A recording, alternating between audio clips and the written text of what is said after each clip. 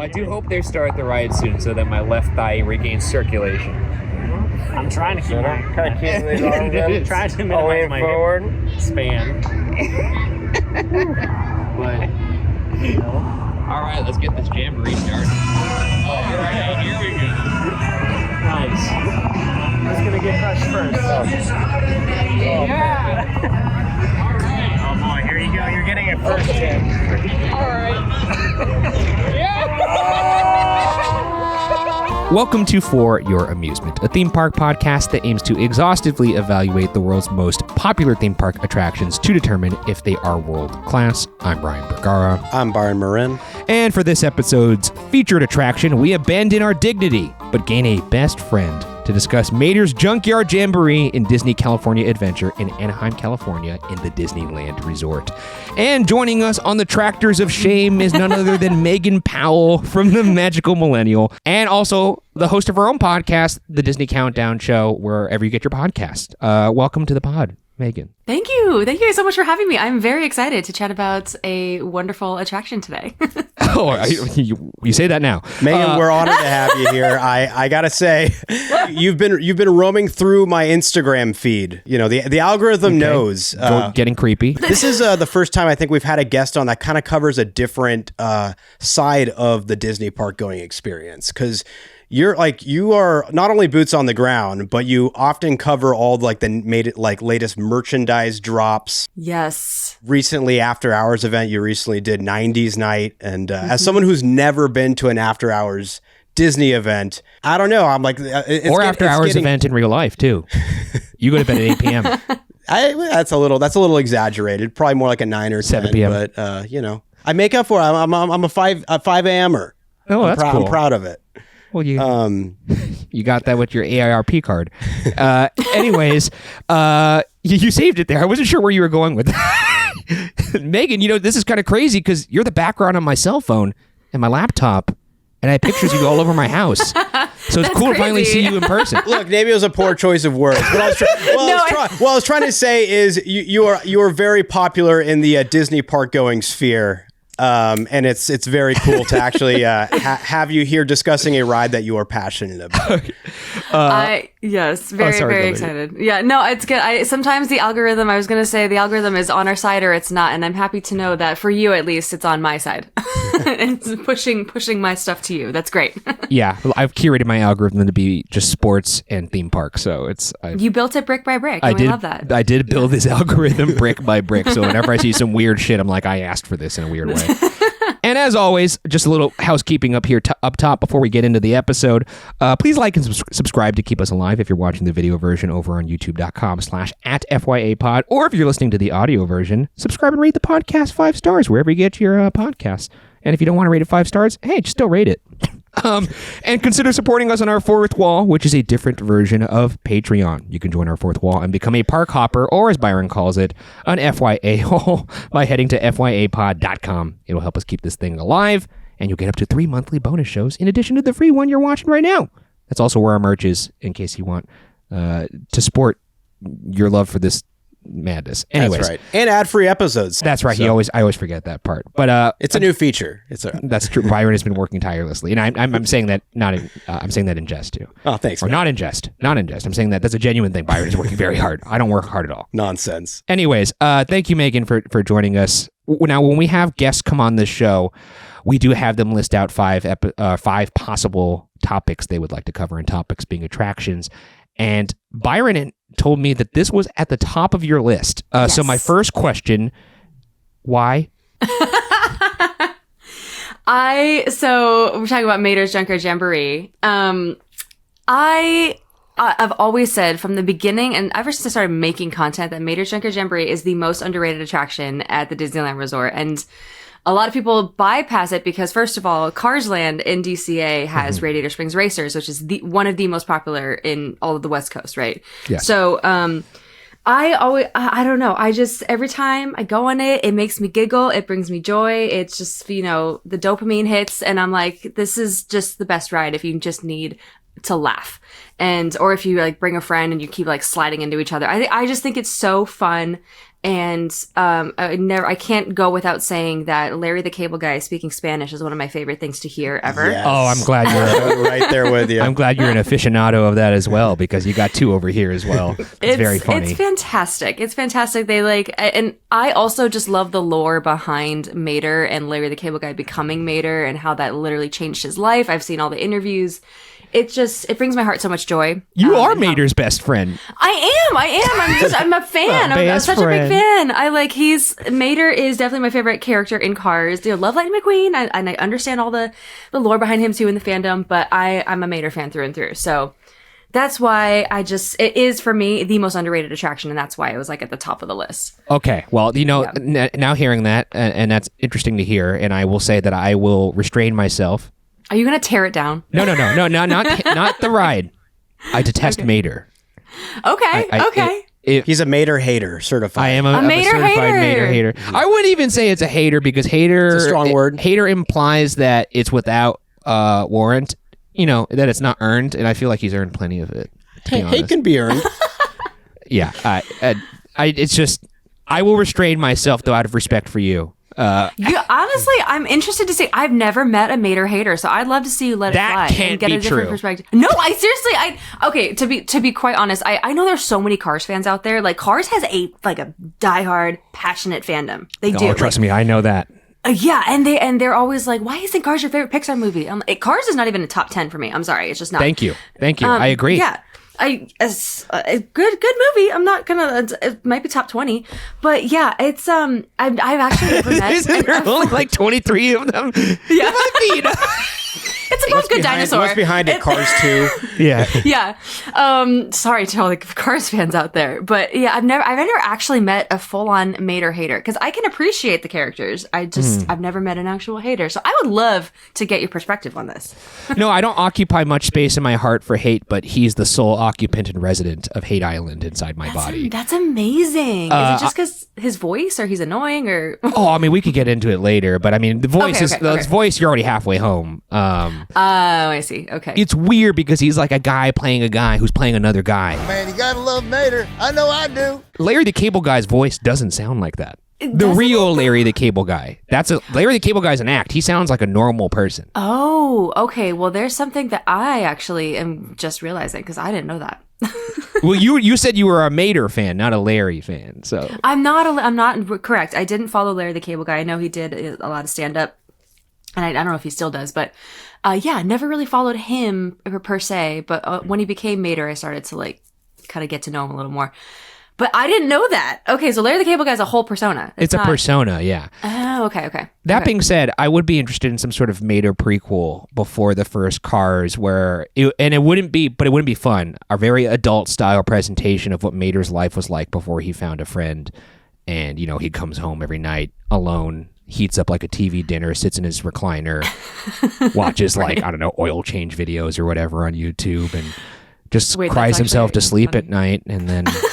Yeah, we can really see what made him so excited to have a friend for once. You could have that one on the house, Disney. I'm into Pixar's it. Disney. Go like the Tigger. Yeah, the Tigger movie or Finding Dory approach. Tigger movie is absolutely really sad, devastating. Oh, that's a gut punch. Yeah, I love that movie, but I also hate that movie because it destroys me every time I watch it. Anyways, we're not here to talk about that. We are here to talk about Mater though, and his Junkyard Jamboree. Can you tell us? Let's go into some first impressions, and we'll start with you, Megan. Do you remember the first time you got on this and how you felt? I do. I remember I was in college when Cars Land opened, so I actually didn't visit Cars Land a lot until I graduated. I see. And I remember going on it for the first time and just being, thinking it was such a kiddie ride. And I was like, why do we really have to do this? I got to do Mater's. I got to go do Luigi's too. No, I want to do Racers.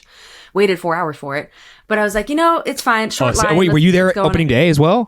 So I went with my family, I want to say a month or two in, and it was still a 3 to 4 hour wait. Yeah, we waited 3.5. I remember that. 3.5. Yeah. Are you guys locals? Were your family always locals? Yes. So we moved to Southern California, actually right after California Adventure opened. And good. We were in NorCal first, but we would take family vacations to Disneyland all the time, every summer, every winter break. Yeah. So Disneyland was always a thing for us, and then became annual pass holders right when we moved here. And so we've been going ever since. As a quick sub question too, because I always ask guests this when it comes up. Are you patient zero in your family in terms of being a theme park sicko, or was it your parents? Was your sickodom passed down from your parents? I want to say that the level of sicko and the type of sicko has changed, but it did come from my mama, and my mom was Nice. Disney through and through. She became a Disney before the term Disney adult was coined. I think she was a Disney adult because then She was patient zero.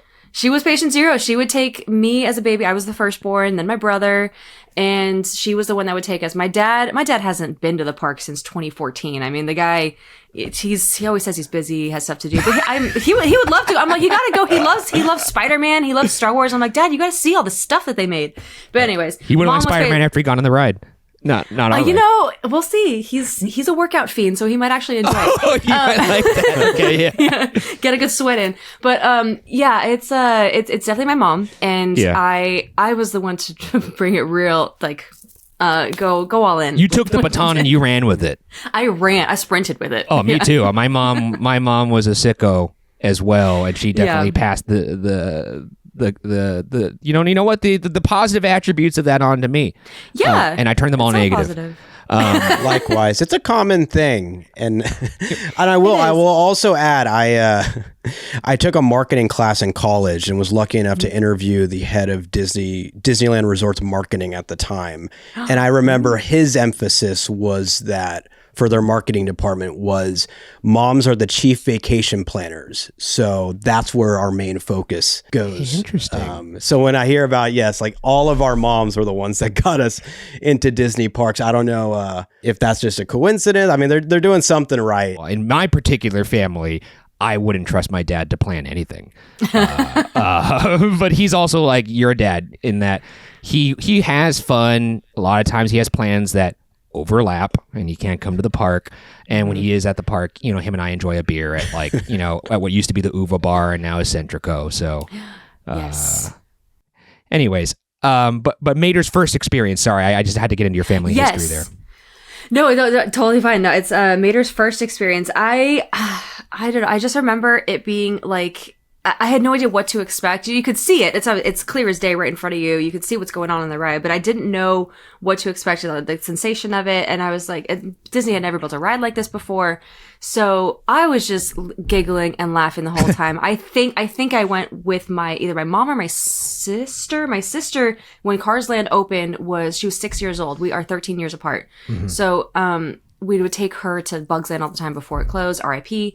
And so we were just having a good old time. And I think that's the reason why I have such like an affinity for Cars Land and DCA in general, is because that was the park we would take my baby sister to all the time and watch her light up, and just love the park so much as a kid. So it probably has something to do with my love for that ride. It's the family ties. I mean, you got to get on this ride with somebody who you are close with, because you're about to be very close to them, whether you like it or not. Last time we went on this was like uncomfortably close. Megan, I don't know if you're familiar with Tim Millis. Tim, I love Tim. Oh my gosh, absolutely. Friend of the pod. He did the Mission Breakout episode with us. And for whatever reason, fantastic. like a week after the episode, we met up with him at California Adventure. Mm-hmm. I don't know. Did we have a couple? Were maybe a couple in? Oh, we certainly had a couple of drinks, and we didn't know this was possible. But when we decided, let's do Mater's. This will be funny.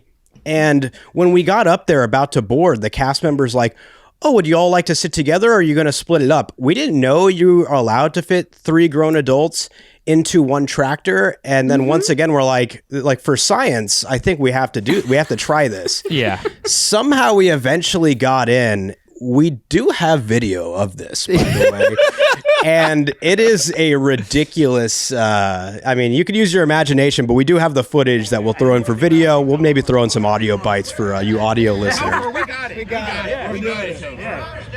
I appreciate the concern, but Wait, hold on. No, we're going for it. We're snug as a bug in a rug. Oh my god. Here we go. Oh boy. Yes. Oh, incredible. We got it. Yeah. Good work, boys. We've done it. We're real snug. We're gonna really feel these curves. I got my armor on both of you guys. Once you jingle Jamboree together, there's no going back. There's gonna be a lot of jingle going on. Yeah. You better.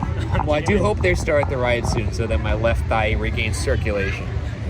I'm trying to keep Kind of keeping these arms in. trying to minimize my forward. hip It was mildly excruciating / also like one of the funniest times I've had on a ride. It's also really funny that we had literally just met Tim in person for the first time 15 minutes prior to that. And then 15 minutes later, we were in his lap, essentially.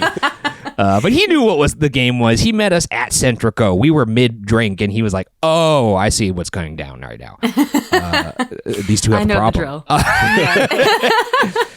drill. That is hilarious, and I can't wait to see that with my own eyes, because I honestly, it's rare that they will like suggest that you go in one, especially with 3 grown men, but I think they were curious. They were like, let's see what happens. Let's see if this tractor comes off the hinges.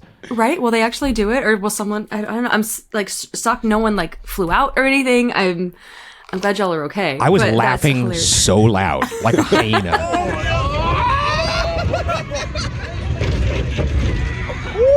Oh my god! Dude, have we maxed out the weight capacity? I've never felt a rumble like that on this ride. I guess this for Byron then that technically is like a last impression. That is a last impression. My first impression of this was like you guys, the main attraction is Radiator Springs Racers. Mm-hmm. So I don't want to say look down on this because it was a flat ride, but I get it. You need rides like this to fill out capacity, and if any park needs a extra ride, it's California Adventure. Which is actually still kind of true today. I feel like still not the heaviest lineup. No disrespect, but I just remember getting on this, and it definitely whips a little harder than you possibly could ever imagine by just looking at it. You look at it, you're like, that's a fun little kiddie ride. Then you get on and you're like, whoa, this thing really swings you.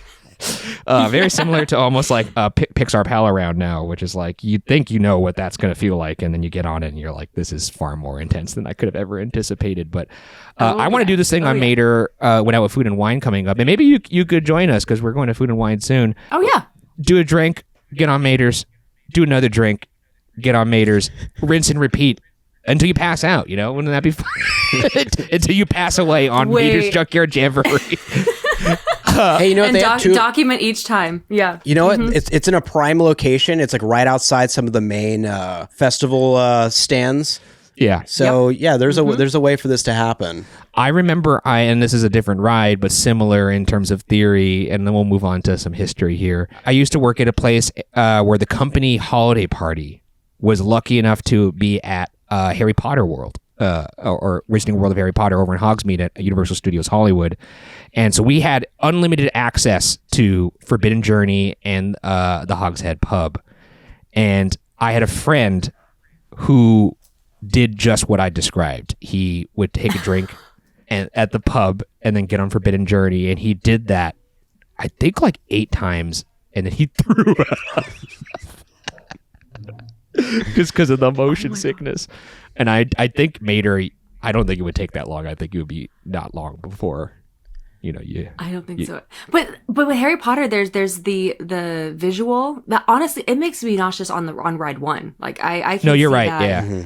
Lasting that amount of time is actually pretty impressive, especially. And this is actually, I believe, when they still had the 3D glasses.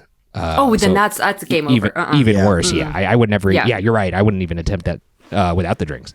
But Mater's could be funny.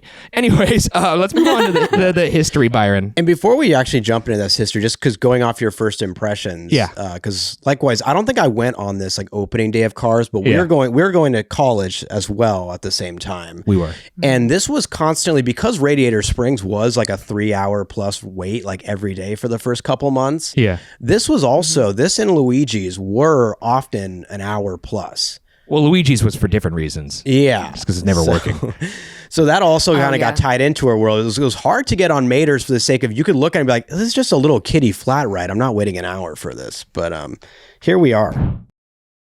Let's get into some history. How did this happen? All right, we're going to take this back to 1812 when British mining engineer Richard... Did you say 1812? That's right, 1812 when British mining engineer Richard Trevithick invented a portable steam-based engine for agriculture, which he called the barn engine. And as the Industrial Revolution went full steam ahead, so too did the innovation that went into what became known as the tractor. Following the turn of the century, an auto repair shop owner by the name of Ernest Holmes would find himself in the midst of fishing a Model T Ford out of a creek with nothing more than 6 other men, rope, and some blocks. This challenging experience would inspire him to invent a rig that would be mounted to the back of a truck and be capable of towing broken down vehicles. Ernest Holmes would go on to patent the tow truck in 1919.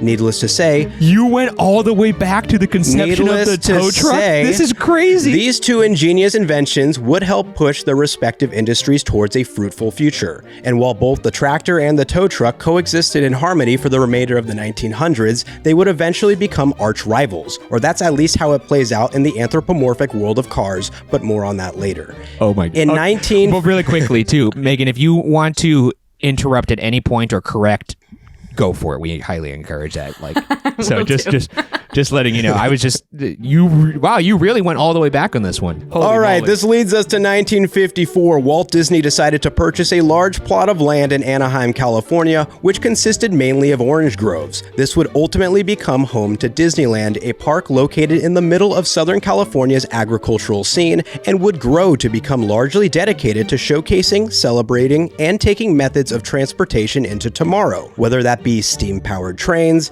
gas-powered Autopia cars, or an electric-powered monorail. And while transportation is perhaps the more popular topic in regards to Disney park history, the subject of agriculture would make its way into various Disney plans throughout the years. The most notable example of this comes with the opening of Epcot Center, which promoted agricultural innovations via their land pavilion. And one of Ryan's favorites.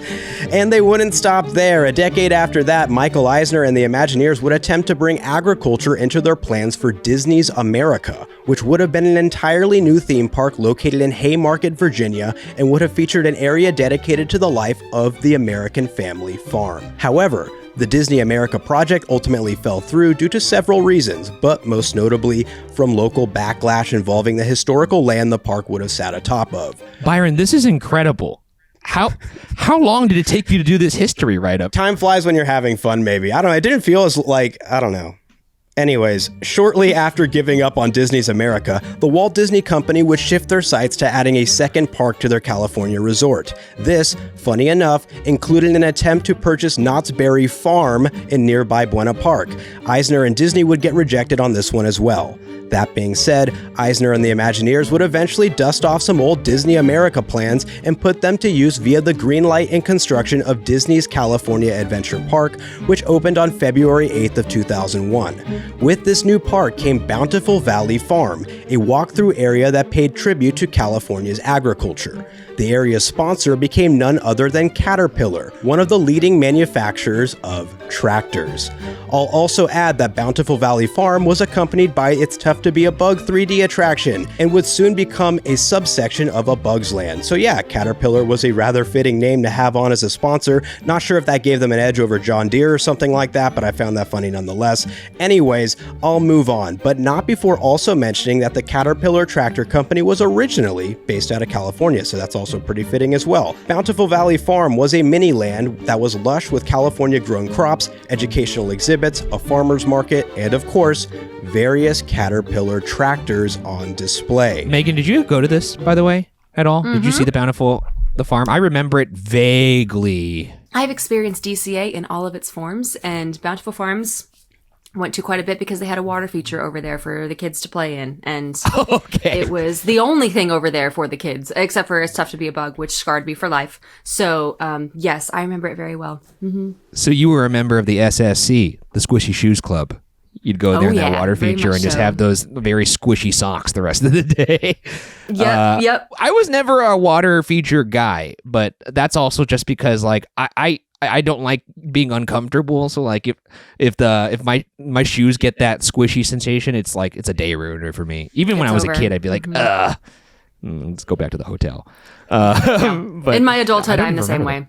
Can't stand it. I don't remember the water feature of that. Maybe it's because I was so traumatized by It's Tough to Be a Bug that whenever I go into that area, it's all I think about. Yeah. It was right across from it, so yeah, probably. It's kind of sad because I feel like nowadays I would have enjoyed Bountiful Valley Farm or given it like more of a, I don't know, an in-depth look, because I think over time we learned to live with the land a little bit better. And you know, it's so funny too that you mentioned that if I misheard, correct me, but I believe you said that was intended to go into Epcot.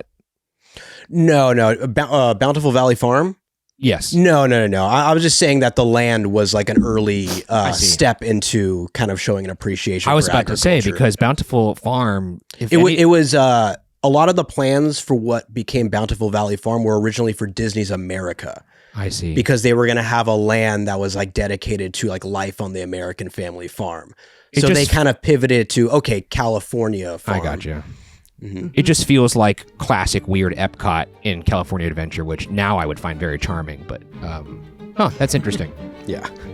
Now, as we've discussed numerous times on this show, the initial years of Disney's California Adventure were abysmal. And while a few notable attractions would get added to keep it afloat, Disney would need to take a much larger swing to ensure the park's longevity. On a brighter note for Disney, the Pixar animated film Cars was released in theaters on June 9th of 2006 and proved to be a bona fide hit. And speaking of 2006, this would also be the year that Caterpillar's sponsorship would end at Bountiful Valley Farm. And with that, the tractors fled the farm, perhaps in fear of what was heading their way. In late 2007, Cars Land was announced with the intention of headlining the park's massive enhancement initiative. In order for this to happen, Bountiful Valley Farm closed in September of 2010 and was quickly demolished to make way for one of the new land's new attractions. And no, that attraction was not Radiator Springs Racers, which would integrate itself with the land's massive backdrop. Bountiful Valley Farm was removed so that Tow Mater could also join in on the fun. And in typical Mater fashion, lay claim to the land that was previously occupied by real tractors and replaced them with his own herd of baby ones. So on June 13th of 2012,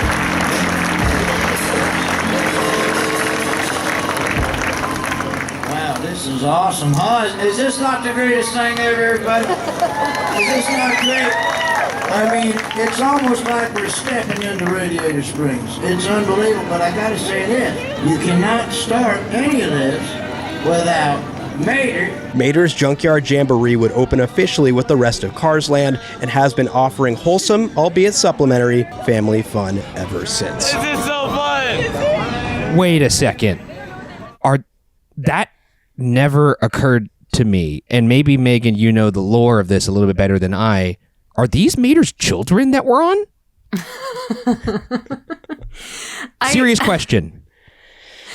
I think it's more of his herd. It's like, because he loves tractor tipping, and I think he's now wrangled these little baby tractors to be part of this ride. I think it's his herd, not his babies.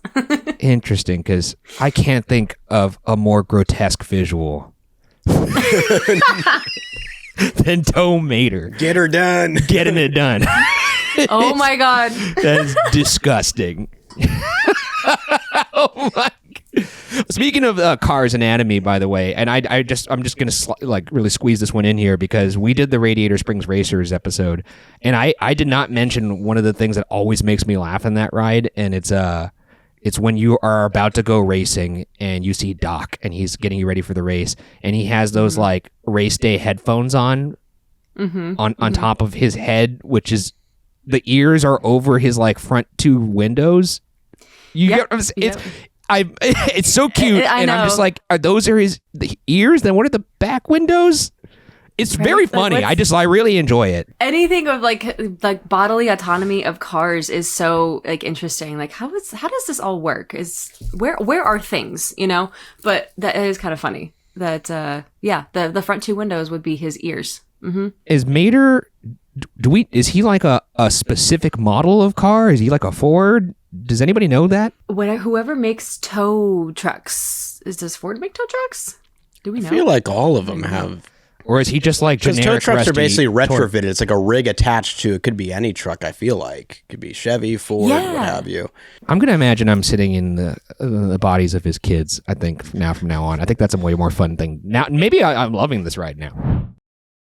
This is kind of jumping the gun on the world-class tests, but I'm curious in terms of just where this ride sits in your mind, Megan. Do you think this is even, as a thought exercise, do you think this is even the best flat ride in the resort? No, I would say no, just because I love the classic attraction so much. I mean, Let's just go through these one by one, and I'll just have you pick. Okay, Mater or Luigi. That's an easier one. Oh, Mater's, yeah. Mm-hmm. Mater or Silly Symphony strings. See, I love me some Silly Symphony. Okay, I have to say Silly Symphony. Yeah. Whoa. Okay, I'd still go Mater there. I know, but I just Mater or Inside Out. A Mater. Mater or Golden Zephyr. Oh, Golden. We love her. No way! No. I was just saying we love her. We appreciate her. She's one of the Road G attractions. I still have to say Mater over Golden Zephyr, but I give her love because she just sits there and people still go on it. But if the winds get over 5 miles per hour, she has to shut down. So that's fair. Yeah. You know what would be a good one? Pixar Pal Around or Mater. Well, that's not really. I wouldn't even consider that. Is that a flat ride? I mean, it technically is, but it's so much more. Technically, yeah. I mean, they're both flat rides that like have a little extra stank on them. Yeah, that's true. And if we were talking about that, if we were considering that, I would say Pixar Pal Around. I would too. I'm big on Pixar Pal Around. Yeah, swinging or no swinging. Swinging 100%. You got to go all in. Yeah. Yeah. I think you can make the argument that Mater is the best flat ride in California Adventure. Now, if you bring in Disneyland, that's where it probably gets knocked out because then you get Dumbo, and then you get I think it's better than Astro Orbiter. But you're getting into slippery territory there. But interesting. I was just curious where this kind of sits in everyone's mind. Yeah. I did not know you like the Golden Zephyr too. You are a B-side fan. Again, I'm an OG girly. I've been there since DCA opened, and I gotta give her some love. Yeah. That and Jumpin' Jellyfish. The OGs haven't been touched. That's amazing. Do you walk to the final resting place of Maliboomer and shed tears? Pay my respects. Yeah. Absolutely. Yeah, because she was taken too soon and too fast, and I don't really appreciate that, Disney, to this day. I loved my Maliboomer. You could call it an emotional whirlwind. Oh. Yes, too exactly. soon. Already before it was put there. Literally, it's Flix Flyers, just repurposed. Yeah. But whatever. Well, that's another topic for a different time. That's true. Also, a bunch of flat rides gone because of Bugs Land being gone. Because Heimlich's Choo Choo Train. An all-timer pun. Moving on to some fun facts on that same note. The ride is about 90 seconds long with an unknown whipping speed, a rider capacity of 600 riders per hour, and an unknown cost. But I did see that the Happy Ride with Baymax, that's over in Tokyo, or I believe it's in Tokyo, that apparently somehow cost $66 million. And that's the same ride system as Mater's. So there's no way. There's no way Mater's costs $66 million. But that's the only thing I could see as a parallel to that. It's also the same ride system as the much maligned alien swirling saucers in Walt Disney World, which folks over there, they really hate that ride. Which I guess is appropriate because the abbreviated form of alien swirling saucers is ass. Anyways, this comes from the Disney official website. This is a quote about Mater. And this is like when they have the ride description. I just had to include this because it made me almost pass out when I had to read it. Quote, Mater croons the tunes that keep this shindig swinging till you're all tired out. And then it's just a lot. It's a lot to take in. A lot of awesome. Sure. The ride continues to be voiced by Larry the Cable Guy. There are 7 original songs, including Welcome to Radiator Springs.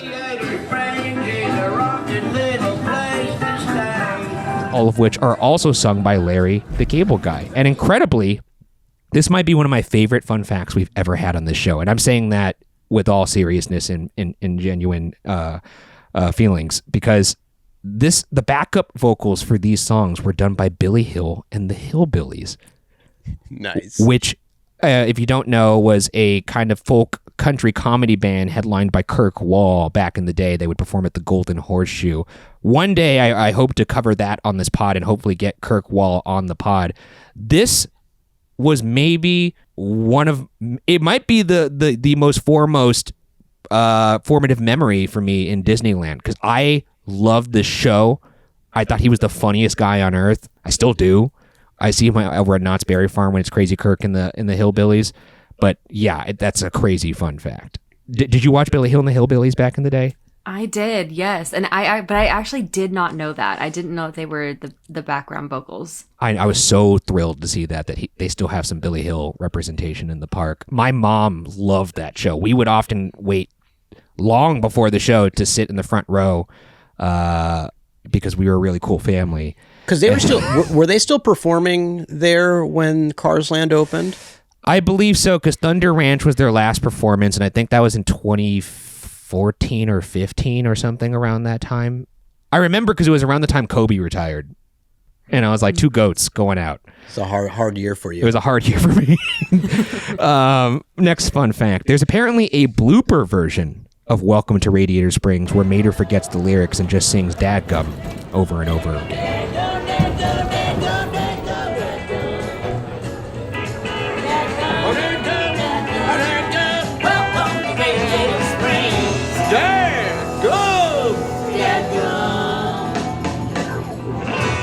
And they play this compilation of bloopers once every hour as the 8th song. I've not been lucky enough to do that, but maybe with my experiment with Food and Wine, by the time we get to the 8th song, we will be real laughing. Have you heard this song live, Megan? I think I have, but it's been a minute. I haven't heard it in a long time. It's incredibly funny. So I got to join you guys. The queue has items for Mater's Tall Tales cartoon shorts. There's a couple of those. I haven't watched any of them, but I'm sure they're fun. The ride is a modern take on the Cuddle Up Carnival ride that was developed in the 1920s. So this is quite literally an over 100-year-old ride system that's just been spruced up a bit, which is kind of fun. The ride involves 4 turntables, each with 3 layers to handle the handoffs. And I'll leave it at that, because the mechanics are far more confusing and involved than you would expect. You could look into that. And even I'd like to consider myself somewhat savvy when it comes to ride systems. I watched how it works on this, and I was like, huh? It's confusing. You think it's simple, but there's a lot that goes into this ride system, to its credit. But yeah, there wasn't too many fun facts on this one either. So that does it for our fun facts. Do you have any extra little secrets about this, Megan or Byron, that you'd like to share? I love that it's one of the few rides in the Disneyland Resort that has holiday layovers or holiday overlays, Yes. like for Halloween and Christmas. They have different songs that, I think it's Jingle Bells is definitely one of them. I remember that, yeah. They have Tractor, right? They have like a play on dreidel. Dreidel, yes. Yep, they have that. So a few songs that they've dubbed to be, fitting with the ride for the holidays, which is really cool, because Cars Land's one of the best places to be for both Halloween and Christmas. So did they change the name? Is it like Mater's Junkyard Jingle Jamboree or something like that? Yes. Jamboree, yes, for Halloween. Amazing. And then Jingle Jamboree for Christmas. I do love that.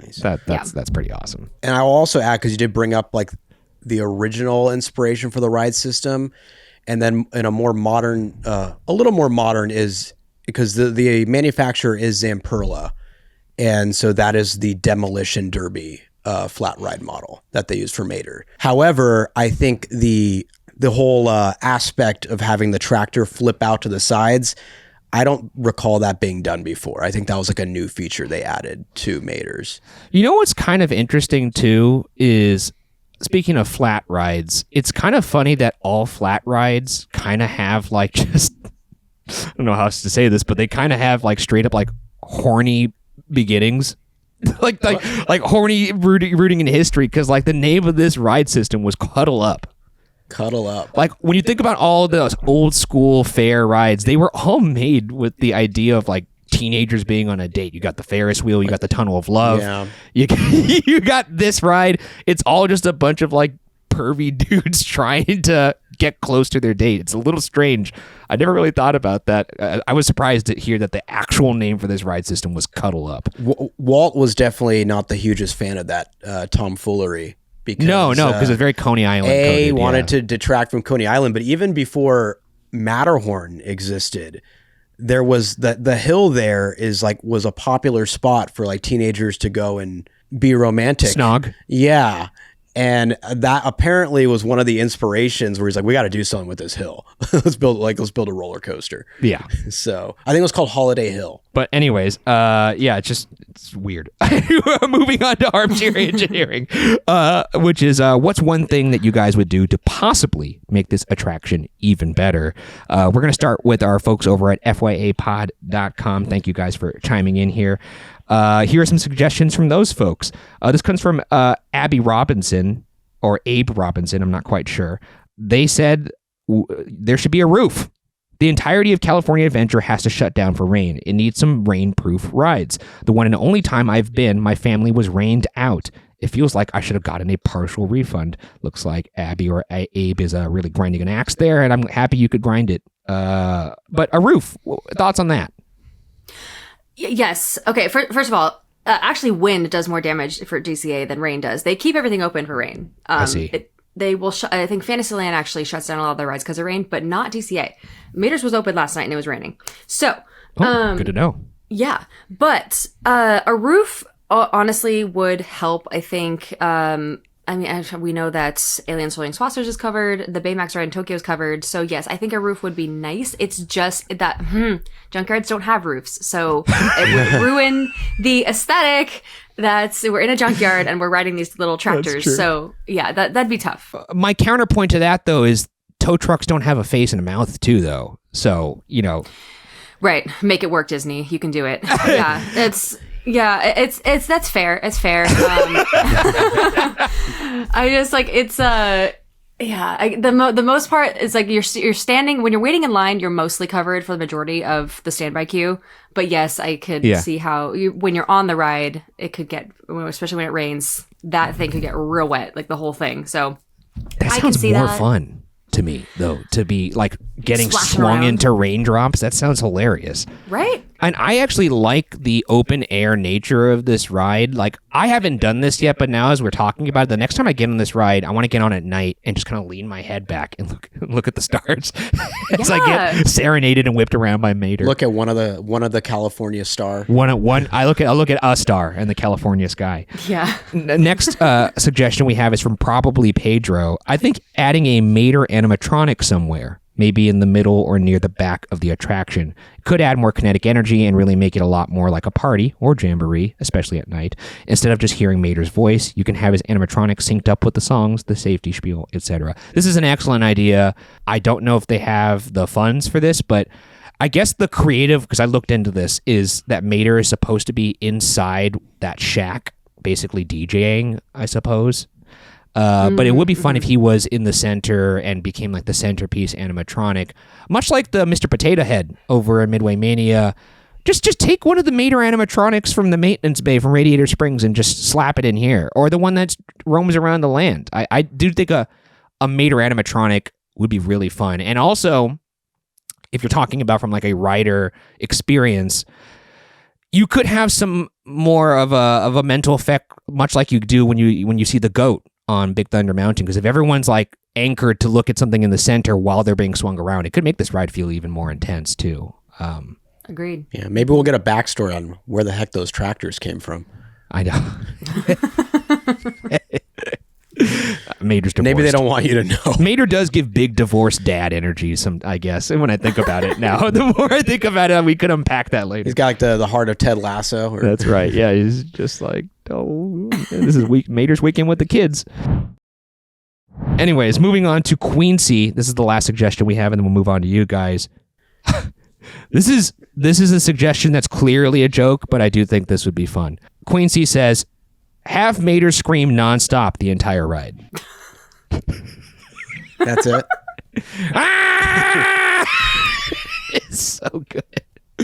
It makes me think of that really funny video of Elmo getting the Elmo toy getting electrocuted, and it has this really funny scream. If you haven't seen that video, very fun. Maybe Byron could put in an audio bite of that. Oh, damn it.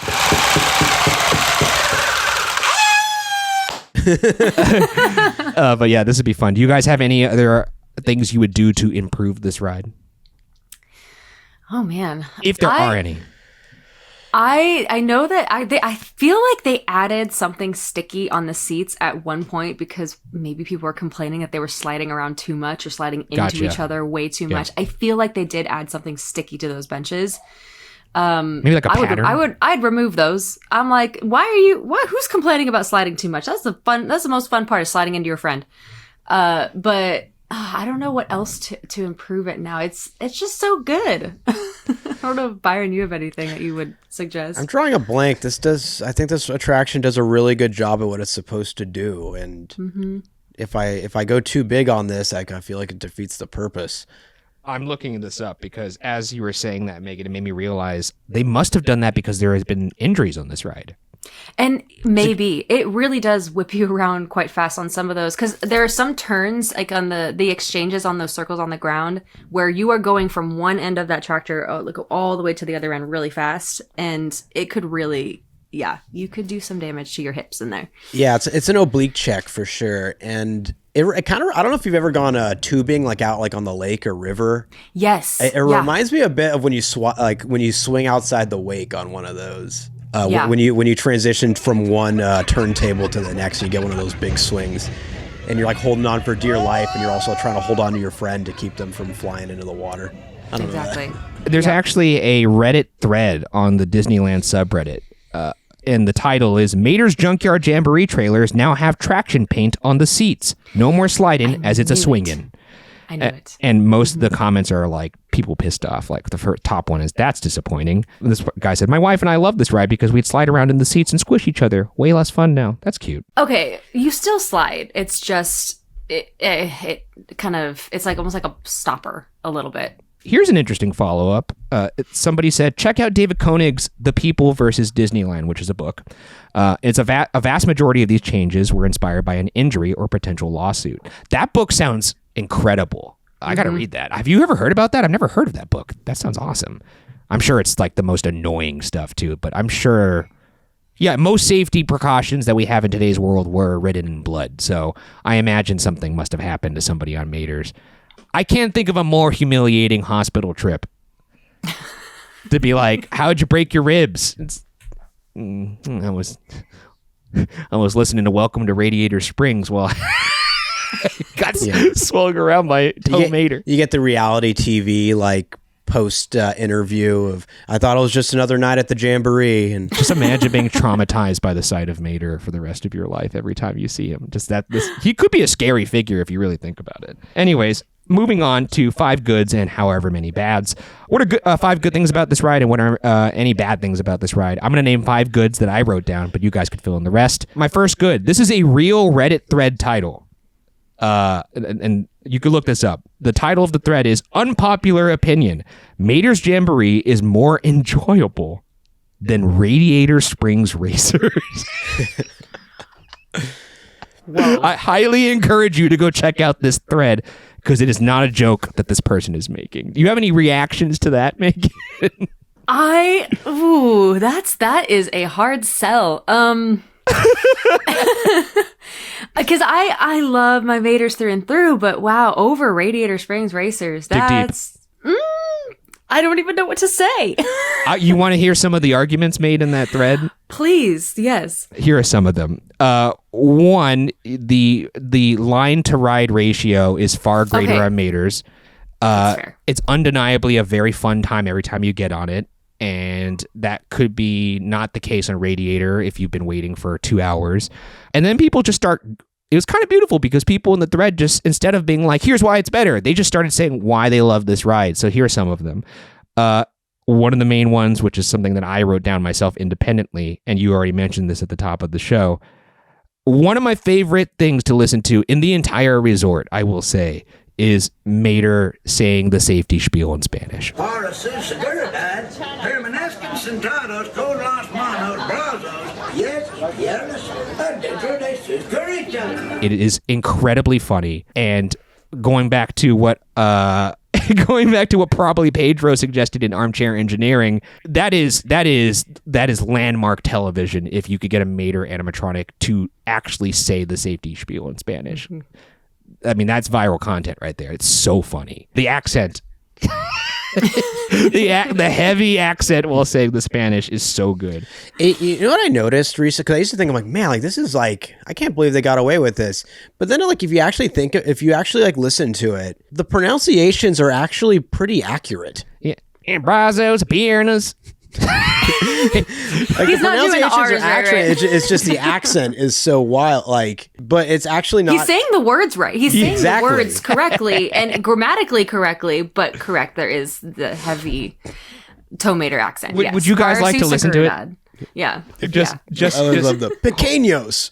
it's really funny. Hold on, I'm just gonna type in Mater. I should have prepared this before, but yeah. Hey, everybody. Welcome to the cutest little town in Carburetor County. Listen up now. Please remain seated with your hands, arms, feet, and legs inside them trailers. And keep an eye on your kid. Hola a todos. Por favor. Para su seguridad. Permanezcan sentados con las manos, brazos, pies y piernas adentro de sus carritos. Uno a sus pequeños. Sus pequeños. It's so good. It's incredible. Very, very funny. I highly recommend watching the faces of people in line specifically. And even though I'm half Mexican, we're not a heavy Spanish speaking family, but I actually never looked at my mom's face to see what her reaction is to to the speaking of this, because it's pretty funny. My Spanish is awful, so I can't really say anything. But moving on to my next good that I wrote down here, which is something I'm going to pull up right now because my iPad turned off. Okay, the next good I wrote is the whiplash on the turns. This thing really does. I mean, if you're a thrill ride seeker, it's obviously not going to be something to that level, but you get a surprising amount of forces exerted upon you on this ride. I was surprised by that. Were you guys expecting this ride to feel as intense as it does? Absolutely Not not. at all. Nope. And was that a pleasant surprise for you, Megan, or no? Very much so. I was like, wow, I call it the giggle ride for a reason. It just makes you laugh That's because fun. you do not expect it. It's like a little kiddie ride, and then you get whipped around like that, and it's hilarious. So yeah. Speaking of giggle ride, that's the next good I wrote. I legitimately did write this. I wrote, you do be laughing your ass off on this ride. Because it's very true. You're really having a good time. And I already said wait time to enjoyment ratio is very good. When the novelty of like that first experience where you get kind of taken by surprise of how much it whips, on subsequent rides, you're seeing all these new people that have not experienced the attraction, and you're kind of living vicariously through that. And also, there is an embarrassment factor for me that factors in here that I think makes it even more high stakes and enjoyable. And that's why I enjoy that you could really see the ride. You don't have to be on the ride. It's not in a show building. You are put on display. You're at the front of the park, the front of the land. Anybody that walks in is going to see your grown ass giggling your cheeks off on Mater's Junkyard Jamboree, and that's always on my mind of just like, this is insane. It's very funny. Do you guys have anything else that you love about this ride before we move on to some bads? I gotta ask the both of you. Have you ever had a really embarrassing, like, has there ever been a ride that you were just embarrassed to be on, like by yourself, plenty that of like times. other people are like watching you on, and you're like, why am I on this? Like when you wanted to get a coaster credit at the OC Fair, so you went on the Wiggly Worm or whatever the hell that kiddie coaster was. Surprisingly, not as embarrassed. I was in the zone. I was getting my credits. I wasn't. You really were. There weren't many people around to. No, my number one was when I got footage for our Small World episode.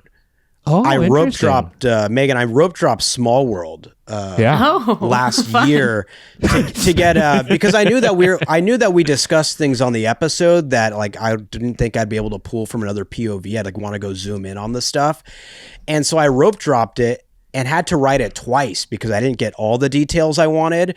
And like the second time, and I was on the boat alone both times, like nobody else on any of these boats at all too. So when I emerge back out in the sunlight the second time, I see a family standing by the guardrails and this dad just pointing and laughing at me like to his kids. no way. And I had nothing, and I just kind of gave him like a big fist bump, and then he lost it, and you know he paid his respects. But it was a really funny moment. Small world after but I all. was very embarrassed.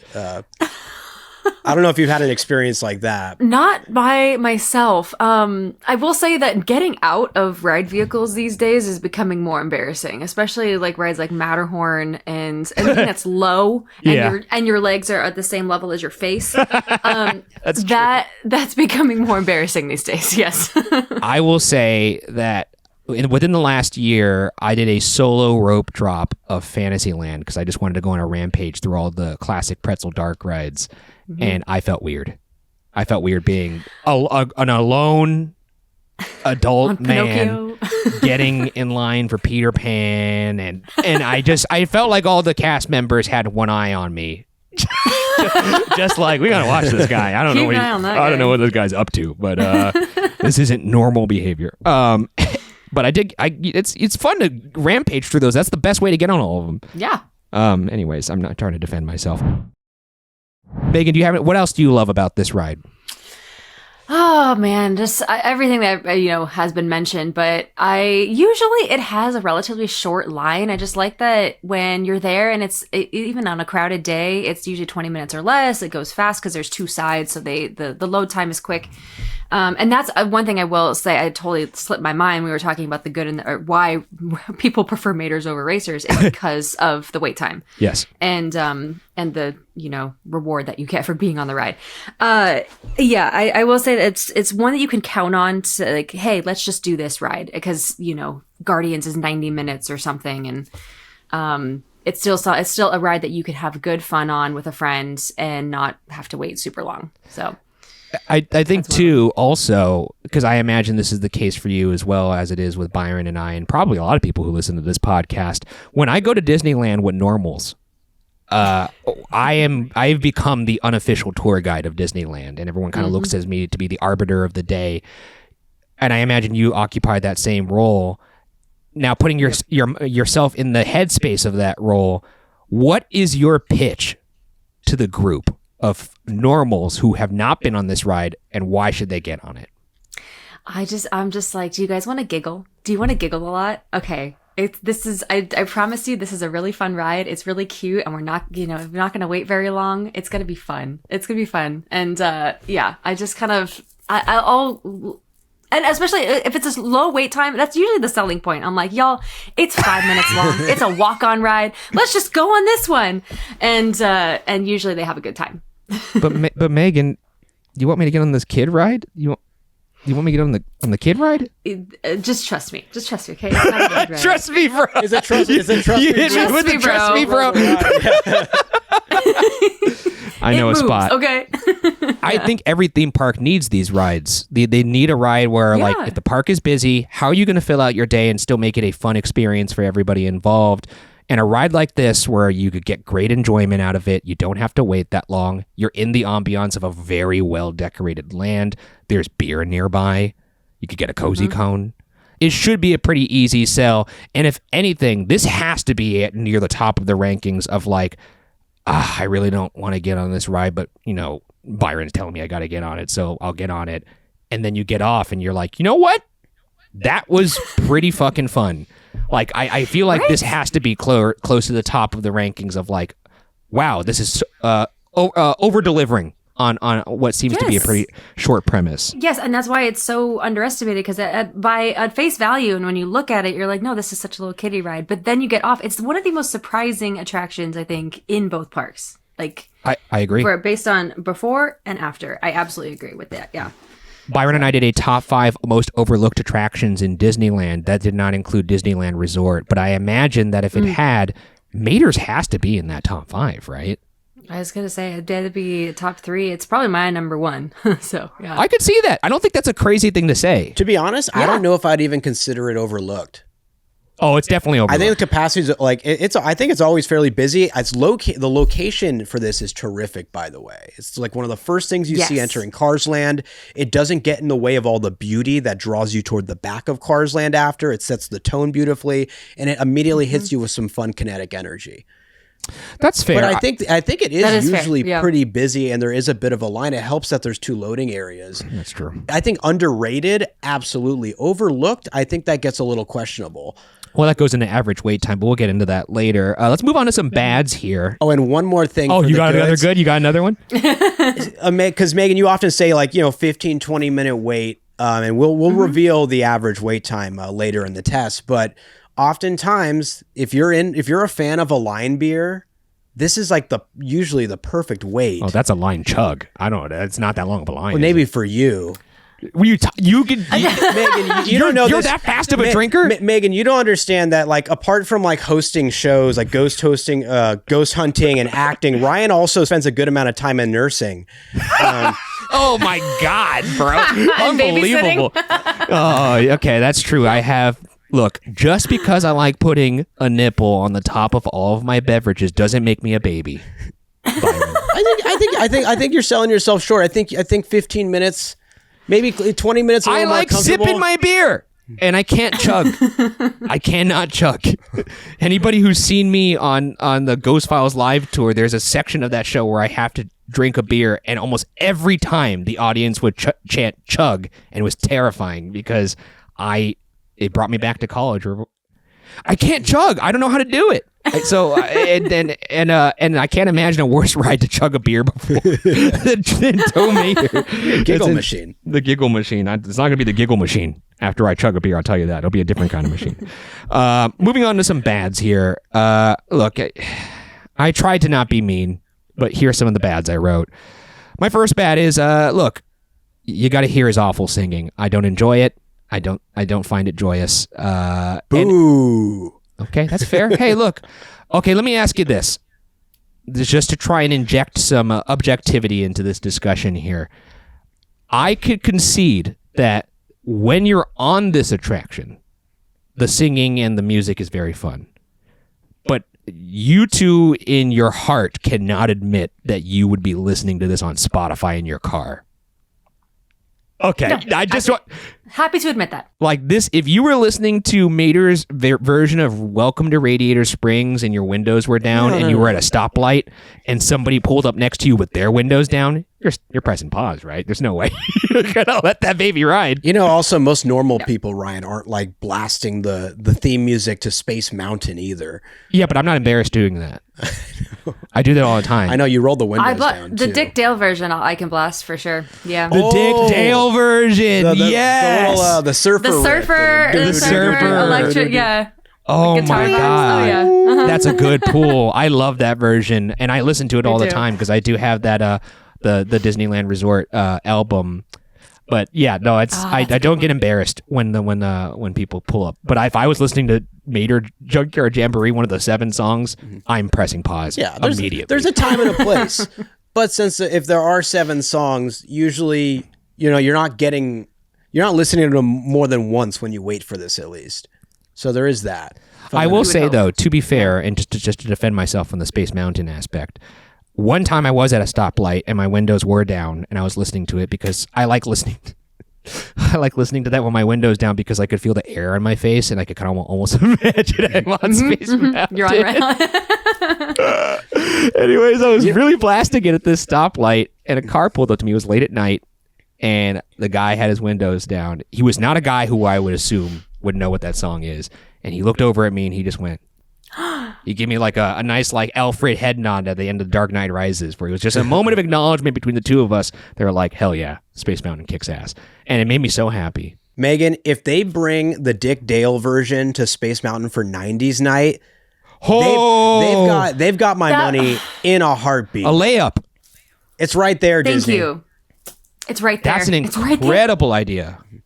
And how easy would that be? I don't know. Maybe there's a rights issue. I don't know. But oh my God, that'd be amazing. I would literally pay whatever to hear that again on Space Mountain. The track layout is the same, so it should be. I mean, also, It's if the you exact want to, you could just. I sometimes take my AirPod Pros onto Space Mountain and play different music because there's Reddit threads dedicated to what songs match the track layout. I don't know if you're a fan of Interstellar, but there's a track called Mountains that matches the best that I've seen. Because one of the things they did to do soundtrack for that ride to convince Disney to put music, onboard music, was they put headphones on executives and had them ride the ride. And one of the rides they used to sell that was the flying thing from E.T. So that also works on the ride as well. Anyways, no, we're not here talking about Space Mountain. I mean, I wish we were, but I'm just kidding. I'm just kidding. Don't come after me. Back to the junkyard. Back to the junkyard. Next bad. Man, okay, this is a bit much, Ryan. I wrote the music. The music, I think, is objectively annoying. Oh. It's kind of just a reiteration of the first one, but whatever, dude. And then there's two loading systems for this. I think one of them should be a faster version, or that doesn't make any sense. I wrote this ride should get faster at night. They should crank it up at 2 times speed at night, because there's no kids at this point getting on this ride past what, like in the 1 hour before World of Color, like at 9 p.m. Yeah. They should make this ride go 2x speed, because all the kids are asleep by that Hilarious. point, and that would be a real draw. Like I think that'd be really funny. I don't think they probably could do that because it might be dangerous, but Yeah. The systems would fail or something. Like it's not made for that. and also in addition to the ride vehicles going 2x speed, play the music 2x speed too. Just you could hear a sped up meter. That's my last bad. Do you actually have any nitpicks for this ride, guys, or no? For what it is, it's pretty good. I'll say this might be going back to armchair engineering territory, but I do feel like the first 45 to 60 seconds of the ride is the big giggle machine. And then the last 30 to 45 seconds of the ride is kind of all right, we're doing the same thing. It loses a little bit of its fun factor where if there's any way for it to go to that next level, toward the end, kind of reach a climax for the ride. How do we plus it? Yeah. That could have been cool. Cause I do feel like the last 30 seconds, I'm glad it's a 90-second length. Don't get me wrong. I don't want the ride shorter, but it is basically doing the same thing where the real fun factor and the surprise that you get amongst everyone riding it, is kind of in that first 30 seconds. And then it kind of feels like it's all right, we're still doing it. Well, what if it got progressively faster? Like if there was a Halloween overlay. Literally anything that ramps it up to make it kind of hit a next level or... I could see that. Like if there was a Halloween overlay where Mater's oh no, my ride system's been compromised. And then you just start moving crazy fast. That would be really cool. I like it. There you go. That's a good idea. Disney, you're getting... That's a good idea. Hit in the face with brilliant ideas this episode. Because they're definitely listening to this podcast. Yes, they're Mater is where we're going to get all the golden ideas. Megan, apologies for asking you this, but do you have any nitpicks on this ride? Do you have anything bad about it? I don't. I think it's wonderful. But honestly, I will say that is a very good idea. And something that actually Luigi's, which is a ride that I don't go on ever, does well is that the climax or the best part is at the end where they're all spinning. And then it stops. You move chaotically throughout the ride, but then it all comes together, and then you all spin at the same time, do 2 spins around, and it's actually really fun. So that is one thing I will say it does pretty well. I just realized I've never actually experienced that. Yeah, because you've tried to get on that ride. Yeah, so many times. For whatever reason, Luigi hates me, Megan, and I have never actually enjoyed a full cycle on that ride. Every time I go, it either breaks down when I'm in line or it's way too long of a wait. And I finally got on it after multiple attempts during the holidays last year. And I'm oh, sweet, I'm finally doing this ride. And about halfway to 3/4 through the cycle, it just abruptly stopped. And the cast member came on sorry, everyone, you're going to have to get out. We're closed for the night. Bye. What? I never got to do the spin. I've never done Interesting. It was the weirdest, way. most abrupt ride breakdown. It was almost like it was a joke because I was already there was already a running joke. I was doing a Byron in the Parks live stream where we had failed multiple times to get on it already. Yeah. So the running joke was Luigi hates me because when we did Radiator Springs Racers, we went to the Ramones side. Yeah. So the running joke was Luigi has a grudge against me and that's why he won't let me on his ride. So when we finally got on, when I finally got on it while streaming, by the way, it just it broke down halfway through. Well, maybe we could get you on that for Food and Wine Festival. Cause I just realized my wife has not been on Mater's Junkyard Jamboree. And I think Mari would really enjoy that ride. I really do believe she would enjoy it.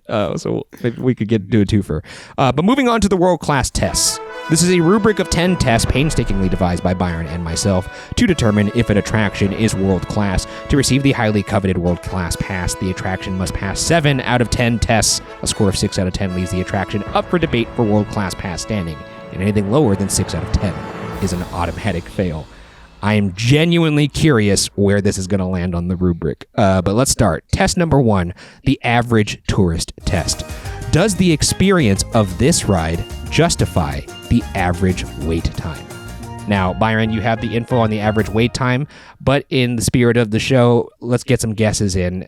Megan, what do you think is the average wait time all time for Mater's Junkyard? According to thrillData.com. I am going to go 25 minutes. Whoa. Okay, I'm going to go 10. It's a bit in the middle. I think it's a little closer to you, Ryan. It's 14 minutes. Interesting. Ooh. 14, that's not bad. That's not okay, bad. so is this ride worth 14 minutes? Me? Yes. Yes. I think it is. I think that's a good deal still. Like 14 minutes is the perfect amount of time for a line beer. And you have some good discussion. You could watch. You're also getting entertained in the line by watching the ride system go off and listening to the music. So I think 14 is probably the upper limit of what I would wait for this ride. Yeah. Honestly. And it's like the perfect amount of time for you to chug your beer. So a 90-second ride through is also kind of worth it. So I actually think this passes. I think it's an above average family flat ride. I've never heard anyone get off this ride and think like, oh wow, like that was not worth my time. No, I don't think so. I think everyone is kind of enriched after this, and I feel like any usually, average person could get on this if they want to. Yeah, it's usually an exceeded expectations. Like I got a good value for my wait. So I think it's a definite pass. No, I'm going to go with a pass here too. Okay, 1 for 1. That's a pass. Moving on to test number 2, the smartphone test. Does the queue of this ride have enough to keep you off of your phone? Not literally, but does the queue offer enough immersion to keep you entertained? Megan? Oh, no. That's an honest answer because I agree. I know there's the props for Mater's Tall Tales or whatever, but really it's switchbacks. It's a flat ride. There's lamer queues for flat rides, but I still don't think it would be a pass for me because I think what you enjoy the most from the queue, you could actually just get it from watching off on the side. Like the best part of the queue is you don't have to be in the queue to enjoy. Now, what would you say though?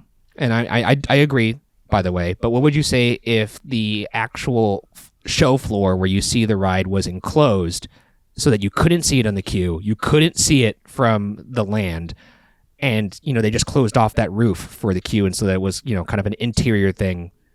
Would that change your mind at all? Not really. Okay. Like I think it's still like a tasteful queue, but I'm still not like I don't think there's enough going on. Like if you said if there was like a Mater animatronic in there, kind of in the same spirit that they do the Mr. Potato Head, and you're actually learning like a little bit about what's going on through that. That would probably hold my attention a little more. But if it's like just like watching the ride, like that's fun for a few minutes. But I don't know. I can't go as far as to say like, wow, like this is like an Imagineering feat of like queue design. It is ultimately a lot of switchbacks in a junkyard set in a very tasteful environment. I will give it that. But it's just not enough for me to give it a pass on this test. God, just imagining being if this queue was enclosed and you couldn't see what the ride was doing, and it was your first time on the ride, but all you heard was the laughing and the screaming.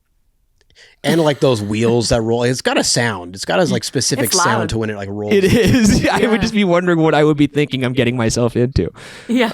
That'd be crazy. But I think this is a fail. Okay, moving on. 1 for 2. Test number 3, the Tony Stark test. How innovative is this attraction? Does it push theme park tech forward? Megan, let's go to you. Based on what Byron said about like the actual creating these vehicles and how not a lot of other rides or parks have something like this except for Disney, I'd say yes. Because I've never been on anything like it. So except for literally the exact same thing at Alien Swirling Saucers. I think Swirling Saucers came after though, if I'm not mistaken. So it did. So so Mater's was first. And I had never done anything like it before going on it. So I'm going to say yes, because I think the vehicles are pretty innovative. We got a pass from Megan. Let's go to Byron. I'm really torn here because you can kind of go either way. Because on one hand, but which way? I'm getting to it. On one hand, somebody hit that track switch. I do think they found the perfect level of thrill for families that adults can enjoy and giggle about, that kids love. Yeah. And a part of that, I tried to find another model that was not Disney. Okay. Because once again, this is on the other hand, because Disney has done this now numerous times. They've done it with the Baymax attraction in Tokyo. They did it with Alien Swirling Saucers. So I think they found something with this ride system that is just hits the right thrill level. And if you're willing to say that adding the feature to a already insanely common demolition derby style ride system that Zamperla has been doing for many years prior to this, if you think the swinging trailer feature is enough to pass this, then sure, like you could go either way, because like it is a ride system that has been around for a while. It's all over the country, all over the world. 1920. The only difference is that the Disney ones have that swinging effect where you're basically attached to a ride vehicle in front of you, and then you swing out. That feature I don't believe has been done before. At least on my quick browsing, I couldn't find another example at another park. Mine as well. So I guess you're asking, is plussing a flat ride, an already like mass-produced ride model, is adding the swinging feature enough to say that this is innovative and took theme park tech forward? That's the question you have to answer. If it didn't have that feature, this wouldn't be what this ride is. I don't think it'd be duplicated in other Disney attractions that are international now. So I think I lean yes, it's a pass. Crazy enough. Well, that means that the ride passes by just majority rule. I was going to fail it, but then after listening to both of you, I actually think that taking a flat ride that was in the carnival sphere, plussing it to make it a more Disney-like attraction, but plussing it in a way that isn't like, oh, we could only do it this way because we have a stack of cash because we're Disney. They just made a simple modification that I think could actually be aped in fairs all around the world. So like if we start to see this ride system appear in like county fairs, which I think we will if we haven't already, then yeah, you could say that actually pushed that forward because it's improved that experience. Yeah, because usually carnival flat rides are one way or another. It's like very kiddie, very kind of semi-boring, or it's like flipping you to death like the zipper, where like they really threaded the needle by adding this feature. And and for that, I think I do pass it. All right, well that's a pass then. I feel good about that. I don't think we shoehorned that at all. That's 2 for 3. Moving to test number 4, the Hollywood test. Could the story or world presented in this attraction be a feature-length film? No, man. Come on now. No, I don't think. I mean, Megan, we'll go to you first, but I mean. Oh, I love the origin story of Mater, but I don't think that the attraction is enough to cover that. So no, I gotta be honest. I don't think it's enough. Let's be real. We're doing all the legwork for making this Mater movie happen, not the attraction. Yeah. No. Yeah. So, and we've seen a Mater movie before. It didn't end well. Cars 2, one of the worst Pixar films of all time. I still haven't seen it. Don't. I actually don't think Cars is a bad film, but Cars 2 is. Oh, Megan's about to hop in. Here we go. No, it's bad. It's on the it's a big bottom 3 of Pixar films, sadly. But to trust in what I say, there are Cars 2 stands out there. Oh, I'm sure that there will are. fight to the death for this movie. But yeah, it's overall it's not good. There are dozens of us. Moving on to test number 5. That is 2 for 4. So we're riding okay. The Simpson test though, test number 5. How likely is this to be replaced with something new? A la The Simpsons replacing our beloved Back to the Future. Megan, do you think this ride's going? No, never. Mm-mm. And if they do, I will. I don't even know what I'll do. No, I don't think it's gonna be replaced. It's too perfect of a ride for Cars Land, and just as like a family friendly but also like fun for adults attraction. It's just too perfect. Byron, it's hard to find a better use of square footage. Yeah. I agree. Just with the footprint here, you really couldn't put much there anyway if you really wanted to. I mean, I know you said it occupied the space previously. The previous tenant was the Bountiful Valley Farm, but I feel like if this ride were to go, that would mean Cars Land would have to go, and I don't see that happening. I would be shocked. I'd be very, very shocked. So they'd have to pull some weird Avengers expansion BS. Oh, please, God, no. But honestly, I think Cars Land is safer than Avengers, gotta say. Oh, absolutely. Yeah. For longevity's sake, yeah. It's a pass. People always going to be driving cars. This was supposed to be a Route 66 land. And buying that merch, man. Like it's crazy how much people love that Cars merch. Mm-hmm. So that's a pass. All right, 3 for 5. Moving on. Test number 6, the sleeper cell test. Is there a sound or soundtrack on this ride that, if heard outside the park, would immediately activate you like the Manchurian Candidate or the Winter Soldier and place you on the ride? And now this could be a sound bite. This could be a literal sound effect. It could be the sound of the ride system. It could be the music. Well, I don't know, Ryan. We just spent a few minutes reliving Mater's Spanish. Oh, for sure. Yeah, all I would have to hear is brazos. And you were there. And you can't get that from the movies. No, you really can't. You can't. And I think the music is original to the ride as well. And you know, we've had arguments about this test in the past in its short life because it's a new test. If there is a song that's being made for the attraction, I think that needs to be rewarded no matter what. Now, if it's taking a song that is just, you know, taken from the IP, if it's a catchy song, I think that's still capacity in this test, but it would have to be in a way that makes me think of the ride first and not the movie first. Like, for example, like, you know, if you were doing Star Tours and you're like, oh, the Star Wars theme plays, like, I'm not thinking of Star Tours when I hear that. I'm thinking of the films. So that's kind of where my head is on this. But no, these are original songs. You got Mater saying the Spanish spiel. And yeah, I think this is a pass. Yeah, the sound of the chaos of the ride vehicles rolling around with with the song as well. Like, it does elicit a giggly sense of joy. And for that, I think you got to pass it. No, it's impossible to hear the Spanish spiel and not smile. Like, I feel like it actually is impossible. It's very funny and joyful. Megan, what do you got for this one? 100% agree. Yes, I quote "Por favor, para su seguridad" on a regular basis. So it's like, yeah. Por favor, su seguridad. Moving on to test number 7. That is 4 for 6. Is that 4 for 6? Yeah. Here so. Oh, shit. There were 2 away from Debateland and 3 away from world-class pass standing for Mater's Junkyard Jamboree. Test number 7, the premature detraculation test. Does this ride finish too soon? Or is it a good length? Some rides last too long. Well, actually, yeah, no, I still think it's the perfect length. If you had it any shorter, you'd feel a little cheated. If you had it longer, then I think it's really overstayed its welcome. What do you think, Megan? Do you find this underwhelming? Do you think it's like worth do you think it's a good length of ride? It's something I don't really think about often just because I'm having so much fun on it, but it is the perfect length. Byron was saying that it does the same thing over and over again, and I totally get it. If it was any longer, it would feel really, really repetitive, and it'd be like, okay, get me off this thing. But I think it is like the perfect length to get just the right amount of, because there are some turns that are different than others, you know, depending on where you are on the little rotational things. Yeah.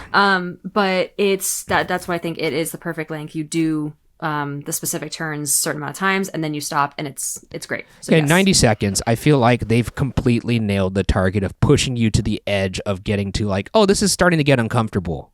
Mm-hmm. Like, you get the little bit of like fear in your heart towards the very end where you're like, how much am I trapped on this thing forever? And then the ride ends. You're like, you know what? That was really fun. I think if they pushed it to 2 minutes or 2.5 minutes, we're getting in trouble. Yeah. Yeah. Now there's trouble in River City. But I think that's a pass as well. Mm-hmm. It's a pass. Okay, that's 5 for 7. Now, for those of you viewing and listening, you may think that this is turning into one of the world's most elaborate April Fool's jokes. But this is in earnest. This is what. No, I don't think we've pushed anything over the line that didn't earn. No, this is a very fair test. It's looking surprisingly really good for Mater right now. I'm a little shocked. And I'm just saying, we're not playing around here. We take these tests seriously, and this is where we're at. You're trying to protect the dignity of the show there, I see. No, whatever's left. I'm just trying to say this is not a joke. Okay. This is not a joke. We're talking about Mater's Junkyard Jamboree. Test number 8. We're sitting at 5 for 7. This is the Run It Back test. Is there enough in the experience offered to warrant multiple re-rides? Do you have enough bounce in your step after this ride to ride it again? Absolutely. Yes. Yeah, like, is 2 times riding Mater's in one day out of the question? I don't think it is. I actually think Not I would at do all. that. Yeah. Given the wait time, I'd run it back. I'm gonna pass it. I'm usually perfectly content after one. There is Okay. I personally, here's the thing is I have never ridden this shit. Maybe I have. Fuck. I think I have.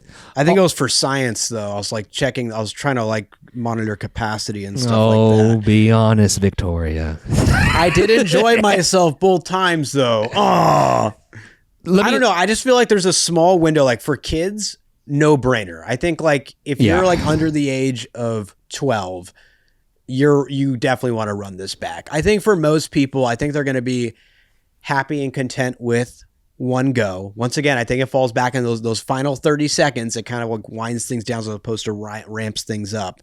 I'm going to go no. Oh wow. Okay. Megan, what do you got for this?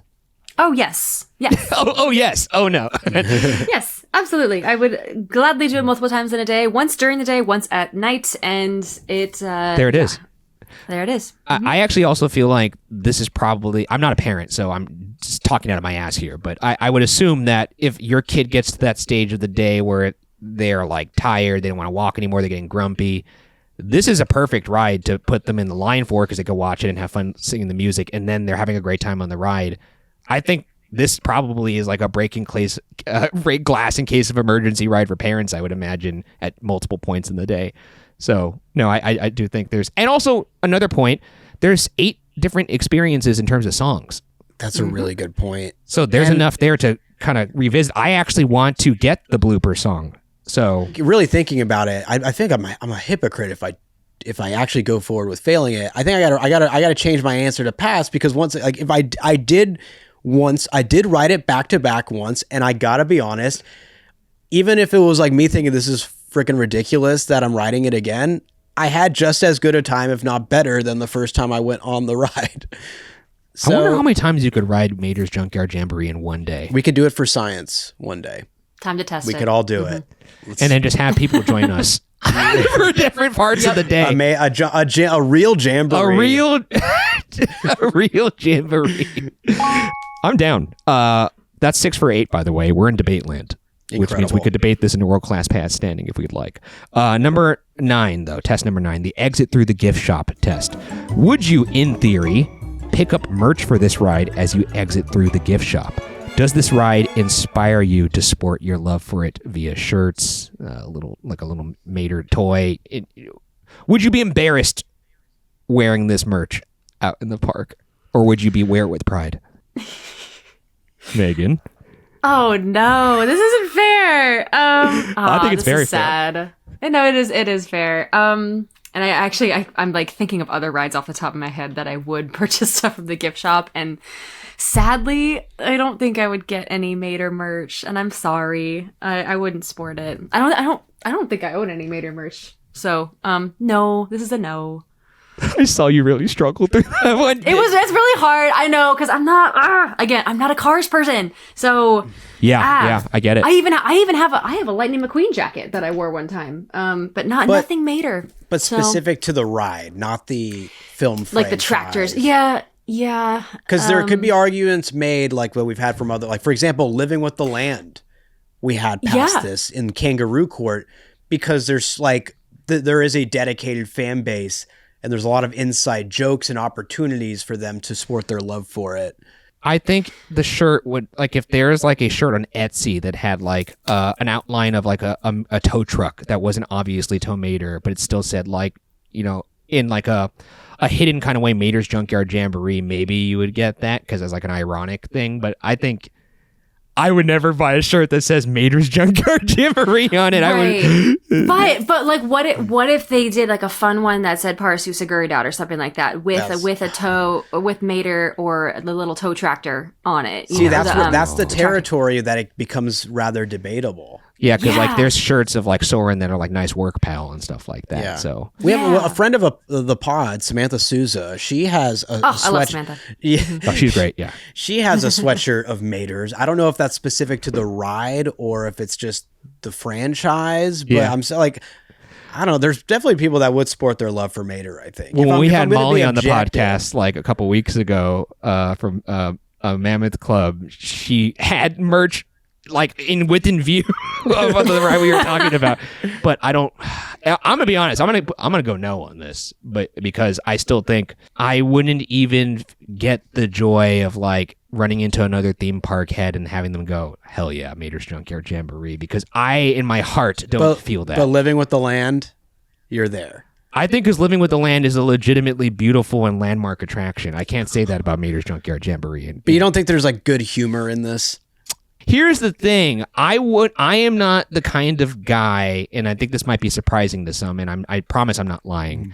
I'm not the kind of guy that would wear a shirt for the ironic purpose of just it being a joke. There would still have to be under that a base layer of true love and appreciation for whatever I'm wearing. Like, some may see it as me being like, you're just wearing a Living with the Land shirt because you think that's funny because everyone doesn't understand that ride is great or hates it or whatever. But I truly believe they're just wrong. I love that ride. Mater would be purely more in a joke capacity for me. So for that, I can't pass it. I might be with you there. I might have to lean no as well. It's solely like class clown energy.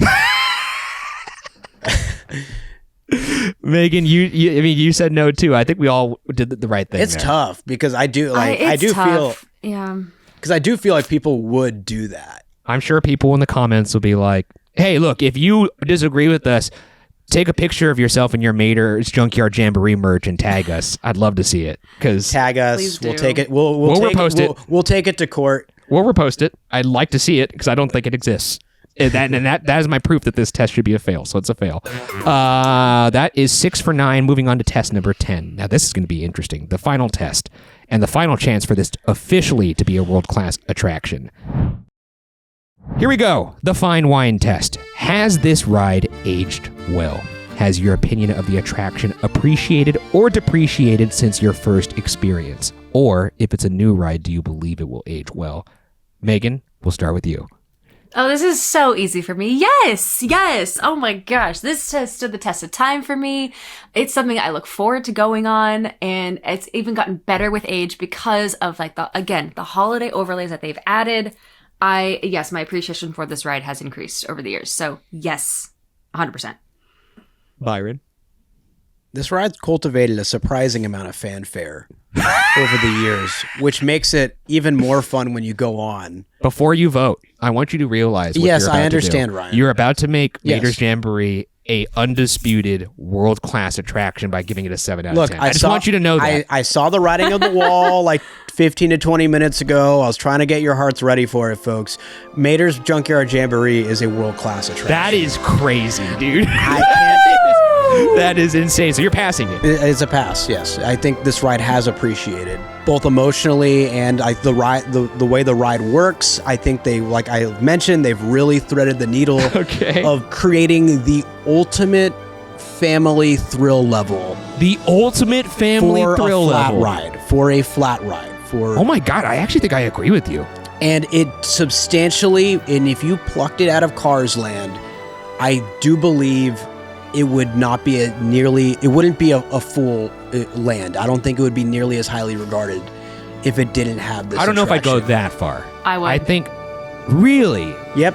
Yeah. From an aesthetic standpoint, when you're off the ride, it works so well with the land. It's in the perfect location before you make your way down to Radiator Springs. It has spawned multiple copies in terms of the ride system at other Disney parks. That came at way later dates. Also don't seem to get the same level of respect near. that this one does because I don't think they nailed the location. Well, Baymax runs pretty long waits. Okay, that is actually, yes, it's become kind of like this crazy phenomenon because there are choreographed dances that the cast members do to the songs of That's the Baymax awesome. ride. It's amazing, and I want to experience it so bad. But I feel like it's a whole separate thing. It's like, and also who doesn't love Baymax? The green Or a aliens, coordinated dance. or a coordinated, right? That they do every single time. So anyway, continue, Byron. Sorry. The only coordinated dance I know is the hot to go dance, and I'm not good at it. I think what Dumbo did for kids and families alike in the 50s. Don't bring Dumbo into this. Is what Mater's is doing now in the modern era. That is the craziest. Wait, can you just say that again? I feel that what Dumbo did in the 1950s for kids and their families in regards to having the perfect amount of thrill level to enjoy with each other, Mater's is doing in the modern era. Could somebody quote that? I do think that needs to be in if I was growing up, write that down. if I was growing up right now with Disney, and I was like a 6-year-old or an 8-year-old, he's being serious. With by my the way, first experiences at a Disney park, Mater would be building core memories like nobody's business. It'd be occupying a lot of balls in the inside out machine in your head. Yes, and they'd all be joy. Little gold balls. Mm-hmm. Emotional whirlwind. Emotional whirlwind would not be doing that. I guarantee you that. Mater's would. No. So I actually read a tweet recently that was similar hyperbole. And I'm just making the comparison here. There's a lot coming about Monsters Unchained over in Epic Universe. And somebody said that this is going to be this generation's Haunted Mansion. So you're basically saying that this is going to be this generation's Dumbo, which I feel like is holds equal weight in terms of thinking about what those rides represent to people in terms of like memory formation. And what did Dumbo do? They've made so many clones of that ride system in different lands. That's a pretty good argument. I mean, Magic Kingdom's got it in the same exact park. They got it with Magic Carpets of Aladdin. They had it for the Triceratops spin. But while these get cloned around, I think if Mater is the OG, I think people are going to look at that as funny enough. And Cars is a popular enough franchise. Kids are in love with it. Yes, I do. I stand by that Dumbo comparison. You know, for the record, I agree with both of you. I just wanted to hear you guys both explain it so people can't accuse us of trying to muscle job this one over. One of the things about the rubric is that it is, as much as we try to make it, it is unfortunately very objective, I think, in a lot of aspects. I would have never said before the rubric that this is a world-class attraction. But I honestly went through the rubric and answered, to my best ability, what I believe to be true. And I have to say, it's a pass. It's a 7 out of 10. This is a world-class attraction. And I'm terrified for I'm terrified for any credibility that this podcast had. Whatever is left, it's now maybe gone. Look, I was worried going into this episode because, like, in the back of my head, I'm like, oh gosh, there might be a world, and we have to be honest, and we were honest. I think we were honest. I really don't think we muscle jobbed this over the line. Hey, look, I think we all did great work today. I think we did great work. I think we did the Lord's work, in fact. Yeah, great. And we might have surprised some people out there. And if you're really upset about this verdict, I mean, maybe we could take it to court one day. In the meantime, pretend this was some weird April Fool's joke, although it's not, because it's gone through the rubric. Mater is a disciple of God. Somebody Photoshop him into the last feast picture Jesus Christ. We have a certified Mater hater running this show, and even in the rubric always wins. And the rubric does always win. And Megan, you helped get it there. Thank you for. Thank you guys. It was so much fun. Oh my, I'm thrilled about this results. I fully agree. I don't think we overstated anything. I don't think so either. Certified Mater Junkyard Jamboree fanatic. I really don't think we exaggerated at all. So, and we were honest with the answers, especially ones that were a no.